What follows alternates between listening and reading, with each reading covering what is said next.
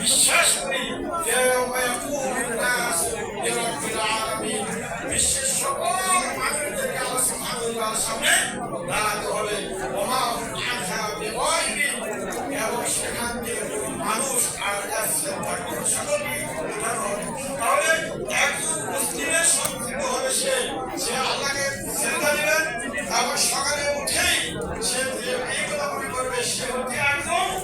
কি গোলাম মালিককে আল্লাহ সুবহানাহু ওয়া তাআলা আল্লাহ সকল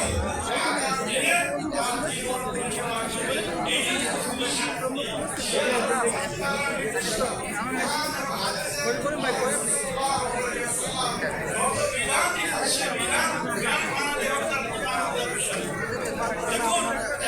এই সেই হতে পারে